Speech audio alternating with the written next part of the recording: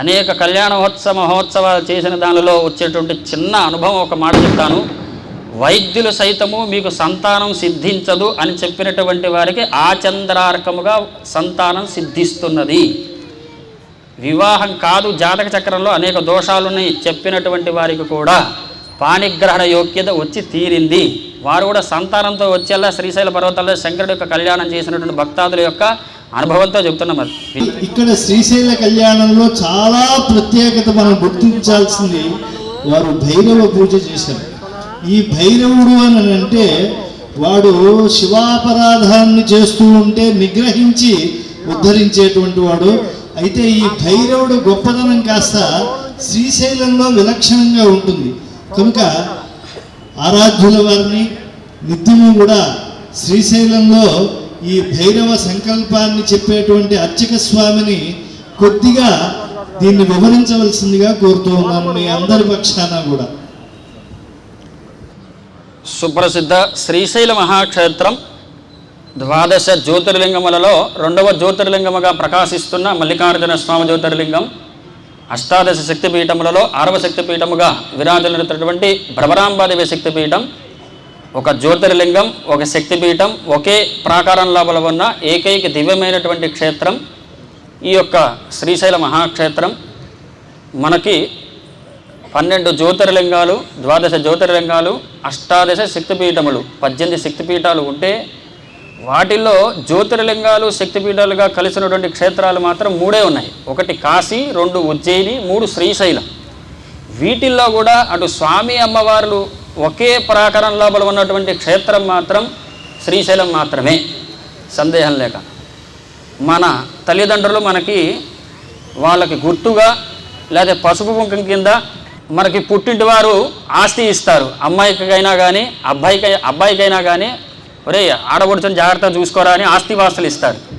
కానీ మన మహర్షులు మనకి ఇచ్చినటువంటి ఏకైక ఆస్తి ఏమిటి అంటే స్వామి అమ్మవారిని ఇరువురిని కూడా ఒకే ప్రాకారం లోపల ఉంచి వాళ్ళ యొక్క తపోబలం చేత మనకిచ్చినటువంటి గొప్ప ఆస్తి ఏదైనా ఉంది అంటే శ్రీశైలం, సందేహం లేక.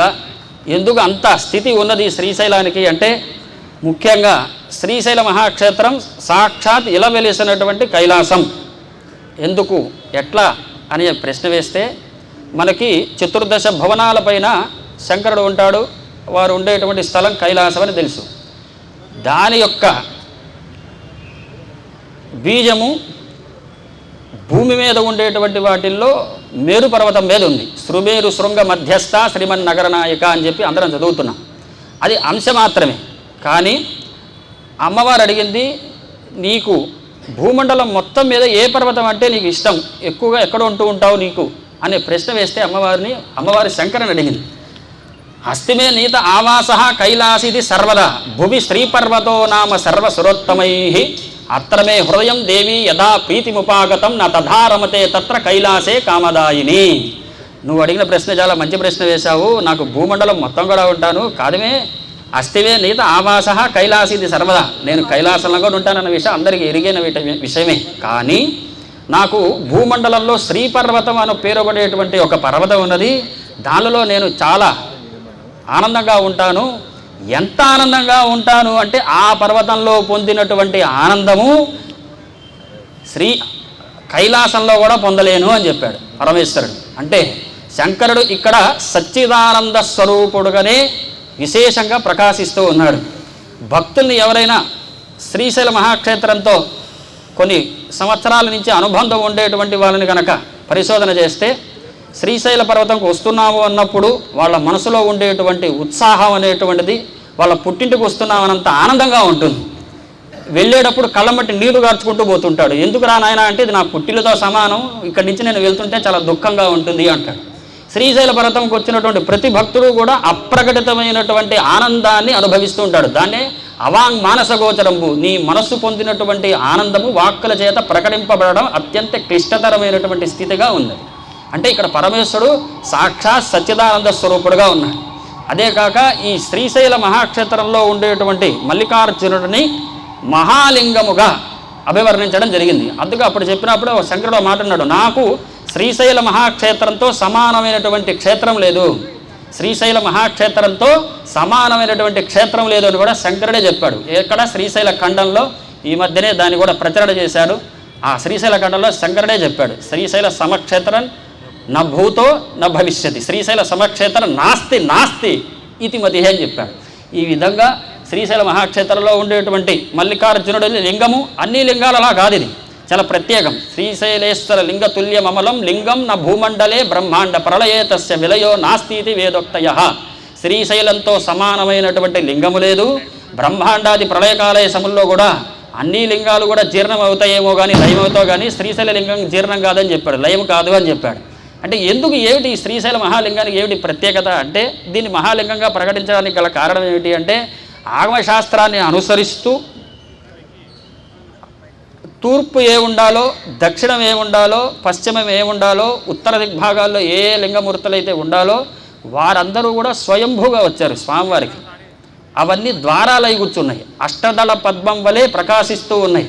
త్రిపురాంతక జ్యోతి సిద్ధవట, అలంపురం, ఉమామహేశ్వరం, ఇవి 4 ద్వారాలైతే ఏలేశ్వర, స్కంద సోమేశ్వర, ప్రసూనాచల, సంగమేశ్వర అని 4 ఉపద్వారాలని.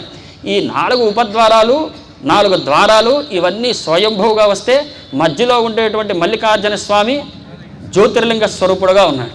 అంటే ఇవన్నీ కూడా శంకరుడు యొక్క 5 ముఖాలు ఉన్నాయి. సజ్జోజాత అఘోర తత్పురుష వామదేవ ఈశాన్య ముఖములు అయితే, త్రిపురాంతకమేమో తత్పురుష ముఖమైతే, సరిగ్గా కడపకి దగ్గరలో ఉండేటువంటి సిద్ధవటం జ్యోతిష్ సిద్ధవటం అంటారు. ఈ సిద్ధవటంలో ఇప్పటికీ ఎందరో సిద్ధ పురుషులు ఇంకా సంచరిస్తూనే ఉన్నారు. వటవృక్షం కింద కూర్చున్నటువంటి శంకరుడు ఉన్నాడు సిద్ధవటంలో. అది దక్షిణామూర్తి రూపంలో ఉంటే, అలంపురంలో శంకరుడు బాలబ్రహ్మేశ్వరుడుగా ఉంటే, ఉత్తరం వైపు ఉమామహేశ్వరంలో స్వామి ఉమామహేశ్వరుడుగా ఉన్నాడు. ఈ 4 ముఖములైతే మధ్యలో ఈశాన్య భక్తంగా ఉన్నాడు శంకరుడు మల్లికార్జునుడు.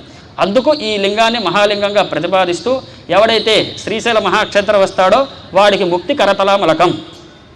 దర్శనాదేవ శ్రీశైలే పునర్జన్మ న విద్యతే, కాశ్యాంతు మరణాన్ముక్తి స్మరణాదరుణాచలే, దర్శనంతోనే ముక్తి రావాలి అని చెప్పి స్కాంద పురాణంలో ఉన్నది. ఏమిటి ఇంత శ్రీశైల పర్వతంలో ఇంత శంకరుడు మల్లికార్జునుడు ఇంత విశేషంగా ప్రకటింపబడడానికి, తన యొక్క గుణాన్ని ఇంత విశేషంగా ప్రకాశింపబడడానికి కారకం ఏమిటి అనే ప్రశ్న వేసి పురాణాన్ని కనుక పరిశోధనగా చదువుతూ ఉంటే దానిలో తగిలింది భక్తుడి మీద ఉండేటువంటి అనుగ్రహం చేత శంకరుడు ఇచ్చినటువంటి అనుగ్రహంగా ప్రకాశించింది. ఏమిటి అంటే, ఇందాక చెప్పారు, నంది గురించి చెప్తూ శిలాద మహర్షి తండ్రి గారు అని చెప్పారు. ఈ శిలాద మహర్షికి 2 కుమారులు, ఒకడు నంది, ఇంకొకడు పర్వతుడు. ఈ నంది తండ్రి వలె తపస్సు చేసి శంకరుడు వాహకుడు అయిపోయి కూర్చున్నాడు. పర్వతుడు అలాగాల, పర్వతుడు విశేషమైనటువంటి తపస్సు చేశాడు. ఈ తపస్సు వాక్కులతో ప్రకటింపబడేటువంటి తపస్సు కాదు.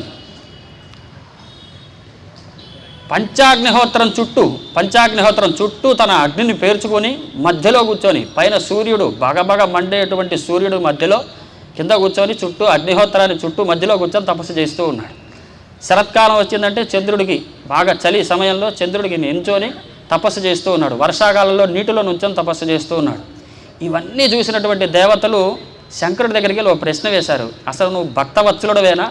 నువ్వు అసలు భక్తుడు అట్లా కొద్దిపాటి తపస్సు చేస్తేనే నువ్వు అనుగ్రహిస్తావు కదా, అదేమిటయ్యా నువ్వు భక్తవత్సలత్వం నీ దగ్గర ఎక్కడుందయ్యా అనే ప్రశ్న వేస్తే, ఎందుకు లేదు, ఉంది, మీరు వచ్చి ఆయన గురించి ఏమైనా ప్రార్థన చేస్తారేమో, తపస్సు అసలు ఎలా చేయాలో అని చెప్పేదానికోసం అని చెప్పి ఇప్పటిదాకా కూర్చున్నా, పదండి వెళ్దామని చెప్పి శంకరుడు అదిగో ఆ పర్వతుడి దగ్గరికి వచ్చి, ఏమి నాయన ఏమిటి తపస్సు, ఏమిటి దీనికి కారణం ఏమిటి అని చెప్పి ప్రశ్న వేస్తే దానికి పర్వతుడు ఒక మాట చెప్పాడు. ఏమిటి నీ వరం అంటే, సకలత్ర పుత్ర పరివార సహితంగా హరిబ్రహ్మాది దేవతలతో, ఋషులతో, మునులతో, యోగులతో, సిద్ధపురుషులతో సహా నువ్వు పార్వతీ సమేతుండవై నన్ను ఎప్పుడు బాయక స్థిరంపుగా నా మూర్తి మీద కూర్చోవాలి అన్నాడు. శంకరుడు, ఓ అసలు నోటే కైలాసం తీసుకొచ్చి నా శిరస్సు మీద పెట్టమంటున్నావు, ఇంత ఏం లేదు ఒక్క మాటలో చెప్పావు అన్నాడు. నిజమే, అదే అడుగుతోంది నేను కూడా అన్నాడు. అలాగే అనుగ్రహిస్తున్నాను, నువ్వు అడిగిన సకలత్ర పుత్ర పరివారి దేవతలు, హరిబ్రహ్మాది దేవతలు ఒక్కళ్ళే కాదు, నేను ఒక్కడే వస్తే కుదరదు, బ్రహ్మగారు రావాలి, విష్ణువు రావాలి, వాళ్ళ భార్యలు రావాలి, వాళ్ళ గణాలతో సహా, ఋషులతో మునులతో అందరితో రావాలంటున్నావు. పార్వతి నన్ను కూడా రమ్మంటున్నావు కదా, వచ్చి నీ శిరస్సు మీద కూర్చుంటాను. సాధారణంగా ఎవరైతే సత్సంకల్పం చేస్తూ ఉంటాడో వారు ప్రత్యేకంగా పూజ చేయాల్సిన పని లేదు, వారి సంకల్పాలనే దేవతలందరూ ఆశ్రయించి ఉంటారు. నేను మరి అటువంటి దేవతల చేత నేను స్మరింపబడేటువంటి నేను నిన్ను అనుగ్రహించి ఇంకొక కోరిక కోరుకోవడానికి ఒక అవకాశం ఇస్తున్నాను, ఇంకో ఏదైనా కోరుకుంటే కోరుకోని ఆయన అనగానే ఆయన అంటున్నాడు, యాని కానిచ పుణ్యాన్ని తీర్థాన్ని భువనత్రయే తాని శర్వాన్ని తిష్టంతు మమ మూర్ధని అన్నాడు. 3 భువనాల్లో ఉండేటువంటి తీర్థరాజములన్నీ కూడా వచ్చి నా శిరస్సు మీద కూర్చోవాలి అన్నాడు. అబ్బా, ఇంకా ఇది అంత ఆనందంగా 3 భువనాల్లో ఉండేటువంటి మొత్తం తీర్థరాజాలు వచ్చి శిరస్సు మీద కూర్చోవాలా అన్నాడు. అవును స్వామి, అనుగ్రహిస్తున్నారు, మీరు అనుగ్రహం ఇవ్వాలి అంతే అన్నాడు. సరే, అయితే ఇది కూడా ఇంకా ఆనందం కలిగిస్తుంది. అయితే ఇంకో ప్రశ్న వస్తుంది, అసలు పర్వతం అంటే నేనేమో అదేమో స్థావర రూపం కదా, పర్వతుడు ఎట్లా తపస్సు చేశాడు అని. సాధారణంగా పర్వతుడిలో ఉండబడేటువంటి స్థావర రూపంలో ఉండే జంగమ రూపం ఒకటి ఉంటుంది. పర్వతులకి, వృక్షాలకి, నీటికి, వాటిల్లో ఉండేటువంటి దేవతా చైతన్యం ఏదైతే ఉన్నదో అది తపస్సు చేస్తే దాన్ని అనుగ్రహించడానికే పరమేశ్వరుడు చేసినటువంటి లీల.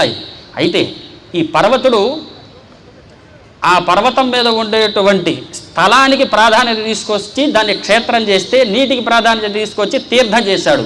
శ్రీశైల మహాక్షేత్రం మనం గమనిస్తే అది క్షేత్రము, తీర్థము 2 బాగా గమనించాలి. ఇప్పుడు శ్రీశైల మహాసంకల్పం చెప్పబడుతుంది.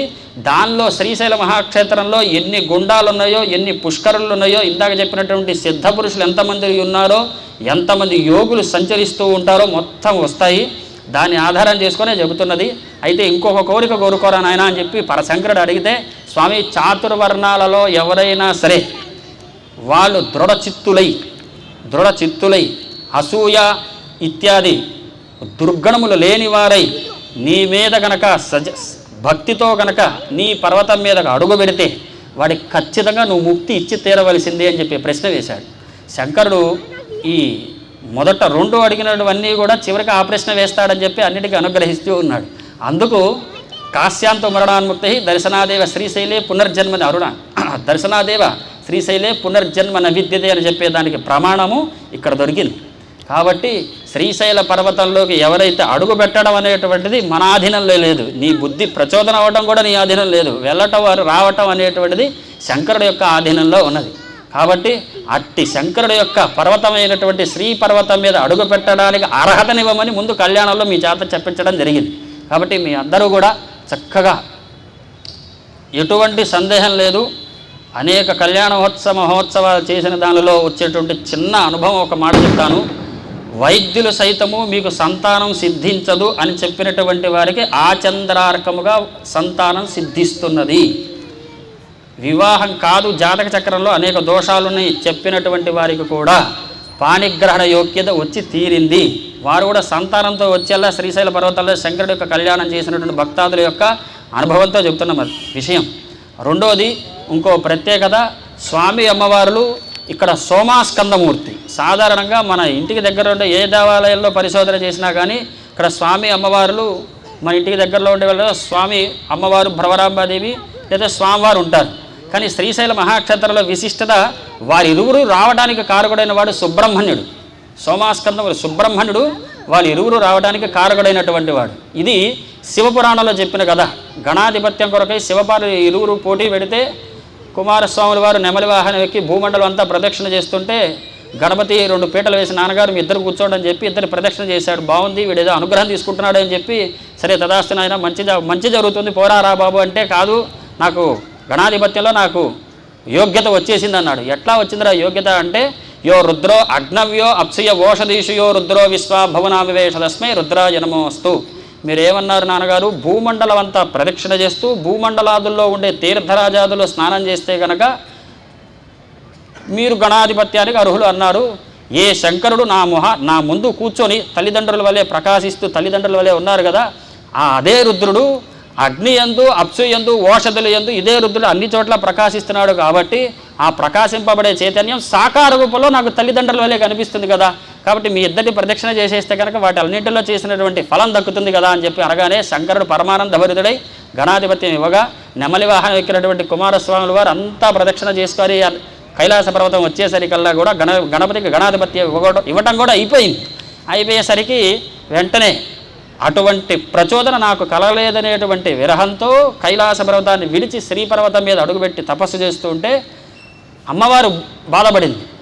నా చిన్న కుమారుడు లేడు, ఏమిటి కైలాసం అని చెప్పి బాధపడితే వెంటనే మనకి 33 కోట్ల మంది దేవతలు ఉన్నారు, వీళ్ళ నుంచి పంపించి ఎదిగిద్దామని చెప్పి చూస్తే స్వామివారు చక్కగా మధ్యవృక్షం కింద కూర్చొని తపస్సు చేస్తూ ఉంటే దేవతలు అందరూ వచ్చి ప్రార్థన చేశారు. ఇదిగో శంకర, మీరు సాక్షాత్ బాలశంకరులు, మీరు కోపపడి ఇక్కడికి వస్తే ఎట్లా, పద కైలాసానికి, అమ్మగారు కూడా బాధపడుతున్నారు రండి అని చెప్పంటే నేను రానంటే రానని చెప్పనగా వీళ్ళందరూ మళ్ళీ తీసుకువెళ్ళి శంకరుడు చెప్పారు, రానంటున్నాడు చిన్న కుమారుడు అనగానే, సరే వాళ్ళు రాకపోతే మేమే వస్తాం ఇద్దరం అని చెప్పి శివపార్వతులు ఇరువురు కూడా కలిసి శ్రీశైల పర్వతం నుంచి ఇదిగో కైలాస పర్వతం నుంచి శ్రీశైల పర్వతానికి వచ్చారు. దర్శనార్థం కుమారస్య సపుత్రస్య గచ్చత అమావాస్యాయం దినే శంభు స్వయం గచ్చది పౌర్ణమాసే దినే తత్ర పార్వతి గచ్చది ధ్రువం అన్నాడు. అంటే శివపార్వతులు ఒకళ్ళు పౌర్ణమికి ఇంకొకళ్ళు అమావాస్యకి ఇట్లా రావడంతో అప్పుడు రాకపోకలు జరుగుతూ ఉన్నాయి. ఆ తర్వాత ఈ పర్వతుడు యొక్క తపోబలం చేత, ఆ తపస్సు చేత నువ్వు స్థిరముగా కూర్చోవాలన్నాడు. ఇది ఎట్లా అంటే సముద్రంలో అలలు పూర్ణిమకి అమావాస్యకి పెరుగుతూ తరుగుతూ ఉంటాయి, ఎక్కువగా ఉంటాయి, కానీ అలలు అయితే వస్తూ ఉంటాయి. కానీ పౌర్ణమికి అమావాస్యకి మాత్రం విజృంభణ ఎక్కువ ఉంటుంది. అంటే ఇప్పుడు ఎప్పుడు ఉంటాడు అన్న ప్రశ్న వేస్తే కనుక ఎప్పుడు ఉంటాడు, పౌర్ణమి అమావాస్యలు మాత్రం వాడి యొక్క శక్తి విస్ఫోటనం అనేటువంటిది ఎక్కువగా ఉంటుంది. ఈ విధంగా శ్రీశైల మహాక్షేత్రంలో ఎన్నో వింతలు విశేషాలు ఉన్నాయి శ్రీపర్వతం మీద. కాబట్టి మీ అందరూ కూడా చక్కగా ఈ కళ్యాణ మహోత్సవం అయ్యేంత వరకు కూడా మీ మనస్సులో ఇందాక చెప్పిన నమశివాయ, ఓం నమ శివాయ, ఈ పంచాక్షరి మంత్రాన్ని ఒక్కటి పట్టుకొనే అమ్మవారు శంకరుడిని భర్తగా చేసుకుంది, అర్ధాంగిగా కూడా చేసుకుంది. భర్తగా రావడమే కాదు, శంకరుడిలో సగ భాగమైపు కూర్చుంది. దేవతామూర్తిలో ఎక్కడా కూడా అర్ధభాగం ఇచ్చినటువంటి దేవతామూర్తి లేదు, కానీ సగం భాగం ఇచ్చేసినటువంటి వాడు శంకరుడైతే ఆ భాగం రావడానికి అమ్మవారు చేసిన తపస్సు కూడా అదే నమశివాయతో చేసింది. కాబట్టి ఇప్పుడు మనం మన ఇంట్లో ఖచ్చితంగా కళ్యాణాలు జరగాల్సినటువంటి వారికి, కళ్యాణ పరంపరలు రావాల్సినటువంటి వారు చేయవలసింది కూడా ఇదే నమశివాయ. కాబట్టి మీ అందరూ కూడా ఆ నమశివాయని విడవక స్మరిస్తూనే ఉండండి. చెప్పండి అందరూ పెద్దగా, ఓం నమశివాయ. శంకరుడు ఉత్సవమూర్తి రూపంలో శ్రీశైల పర్వతం నుంచి సుమారుగా 300 కిలోమీటర్లు దాటుకొని మీ అందరి కోసం మీ పుర వీధుల్లోకి వచ్చి కూర్చున్నాడు. అయితే శ్రీశైలంలో ఉండే ఒక నానుడు ఏంటంటే భక్తులు ఇచ్చినటువంటి బిరుదు, శంకరుడు నిజంగా లేదు, చెవిటి మల్లన్న అని చెప్పి, చెవిటి మల్లన్న అని చెప్పి భక్తులు ఇచ్చిన బిరుదే. నిజంగా శంకరుడికి చెవుడు లేదు, కానీ మీరు దాన్ని నిజం చేసేటట్టున్నారు, ఒక్క మాట వినిపించట్లే. కాబట్టి మీ అందరూ చెప్పవలసింటే పెద్దగా ఓం నమశివాయ, ఓం నమశివాయ, ఓం నమశివాయ. ఇప్పుడు మీరు చెప్పినటువంటి నమశివాయ ఏదైతే ఉన్నదో ఇది ఖచ్చితంగా శంకరుడి దగ్గరికి వెళ్ళిపోతుంది. జపో జల్ప శిల్పం సకలమపి ముద్రా విరచన అంటారు సౌందర్యలహరిలో శంకరాచార్యుల వారు. శిలలఖిలంబులింగములు చెట్లు సమస్తము కల్పభుజములు జల్ములు దేవతానదీ జలంబులెల్ల మానవులెల్ల సంయుములు పల్కిన పల్కులు జపంబులు చరించుట సప్రదక్షిణములు అల నిధురల్ సమాధి తలపోయగా శ్రీగిరి మీద చోద్యములు అంటాడు శ్రీపర్వత పురాణంలో సుబ్రహ్మణ్య శాస్త్రి గారు. అంటే ఇక్కడ ఉండేటువంటి ప్రతి రాయి కూడా శివలింగమే. శ్రీశైలంలో 100 దివ్యలింగ, 8 ఆకాశలింగ, 1 స్వయంభూలింగాలు ఉన్నాయి. నువ్వు రాయి మీద ఎక్కి తొక్కి మొక్కి పడుకుంటుంది కూడా లింగం మీదే, ఎక్కి తొక్కుతున్నది కూడా లింగమే. కాబట్టి ఇక్కడ ఉండే ప్రతి రాయి కూడా ఈశ్వర స్వరూపమే అని చెప్పటం. శిలలు అఖిలంబు లింగములు చెట్లు సమస్తము కల్పభుజములు. ఇక్కడ ఉండే ప్రతి వృక్షము కూడా కల్పవృక్షమే. ఆ వృక్షం కింద కూర్చొని నువ్వు శంకరుడికి సంబంధించిన ఏమి తెలిస్తే అది, నీకు ఎంత తెలిస్తే అంత, ఆ చెట్టు కింద కూర్చొని శంకరుడి గురించి కనుక నువ్వు ధ్యానం చేయగలిగితే అసలు శ్రీశైల మల్లికార్జున స్వామి దర్శనమే ముక్తి అన్నాడు. యో నత్వ దృష్ట అర్చయిత్వ ధ్యాత్వ, నమస్కరించిన, దర్శించిన, అర్చయిత్వ అర్చించినా కానీ, స్పృశించినా కానీ ముక్తి. అటువంటి మల్లికార్జున స్వామి జ్యోతిర్లింగం నువ్వు అక్కడే లోపలికి పోయి కూర్చోవాలని లేదు. ప్రాకారం లోపల బయట అనేక చెట్లు ఉన్నాయి. హాటకేశ్వరం ఉంది, పాల్దార పంచదార ఉన్నది, శిఖరేశ్వరం ఉన్నది. నువ్వు ఎక్కడ కూర్చొని శంకరుడు గురించి తన లీలల్లో 25 లీలలు ఉంటే ఒక్క లీలను పట్టుకొనక నువ్వు గనక మనస్సులో ధ్యానం చేయగలిగితే ఖచ్చితంగా నీ యొక్క అభీష్టము త్వరితగతిని సిద్ధించడమే కాదు ముక్తికి హేతు అవుతున్నది. అది ముక్తియే, మోక్షమే వస్తున్నది. అయితే జలములు దేవతా నదీ జలములు అన్నాడు. ఇందాక చెప్పినటువంటి పర్వతుడు జలములన్నీ కూడా దేవతా జలములు. మానవులెల్ల సంయముల్, అక్కడ సంచరించే ప్రతి ప్రాణికోటి కూడా మనుష్యులు కాదు, మనుష్యుల రూపంలో సంచరించేటువంటి సిద్ధమునులు. పల్కిన పల్కులు జపంబులు. నువ్వు శ్రీశైలం ఇక్కడి నుంచి మొదలయ్యి నేను శ్రీశైలం వెళ్దాము అన్న దగ్గర నుంచి మళ్ళీ తిరిగి ఇంటికి వచ్చే పర్యంతం వరకు నువ్వు చేతులు నలిపినా అది ముద్రలు అయిపోతాయి. లేదు ఏదైనా మాట మాట్లాడినా శంకరుడు దాన్ని జపంబుగా మార్చేసి చూపిస్తాడు. అదే కాదు, శ్రీశైలంలో నిద్రించేటువంటి నిద్రలు అన్నీ కూడా యోగస్పరమైనటువంటి నిద్రలు. మనం నిద్రిస్తామని మనం అనుకుంటాం, అవి నిద్రలు కాదు, యోగ సంబంధమైనటువంటి నిద్రా సమాధి స్థితి ఉంది కదా, అట్టి సమాధి స్థితి జీవుడికి ఊరికనే వచ్చేస్తుంది. యోగక్షేత్రం శ్రీశైలం, సిద్ధభూమిపై సిద్ధాశ్రమాలు కలిగిన సిద్ధక్షేత్రము. కాబట్టి ఇన్ని విశిష్టలు మనకు తెలియకుండానే వచ్చి అనుభవించబోతున్నాం. కాబట్టి శ్రీశైలంలో సంచరించేటప్పుడు సాధ్యమైనంత మటుకు చెప్పులు లేకుండా ఉండేదానికి ప్రయత్నం చేయాలి. ఎందుచేత ఇందాక చెప్పాం కదా, మనం ఎక్కి తొక్కి మొక్కుతుంది అంతా లింగమూర్తియే అని చెప్పి. ఇందాక దానిలో కూడా మాట అన్నాడు, దృఢచిత్తుడే అన్నాడు. నాకు ఎవడమేదో కోపం వచ్చి వాడేదో అయిపోవాలని చెప్పి శ్రీశైలం వచ్చిన దోషమే, వాడికి దోషం కాదు, నీకే ఎక్కువ దోషం. కాబట్టి ఈ విధంగా ఎన్నో విశిష్టమైన ఫలాలు ఉన్నాయి. కళ్యాణోత్సవం మధ్యలో ఒకటి చెప్తారు, దశపూర్వేషాం దశాపరేషాం మధ్వంశానాం మాతృవంశానాం సర్వేషాం పితృణ నరకాదు ఉత్తీర్య శాశ్వత సదాశివలోకే నివాసిత్యర్థం. ఈ చూసేటువంటి భక్త మహాశైలందరిలో కూడా కూర్చున్నటువంటి దంపతులైనా కానీ ఎవరైనా కానీ 10 తరాలు పైకి 10 తరాల కిందకి ఎవరైనా నరకంలో ఉంటే పొరపాటున వారు అక్కడి నుంచి ఉత్తీర్ణులై శాశ్వతమైనటువంటి శివలోకానికి చెందుతారు అని చెప్పి. అంత విశిష్టమైనటువంటి కళ్యాణ మహోత్సవం. కాబట్టి మీ అందరూ ఆ నమశివాయన మాత్రం విడవక స్మరిస్తూనే ఉండండి. పెద్దగా చెప్పాలి ఒక్కసారి, ఓం నమః శివాయ, ఓం నమః శివాయ, ఓం నమః శివాయ.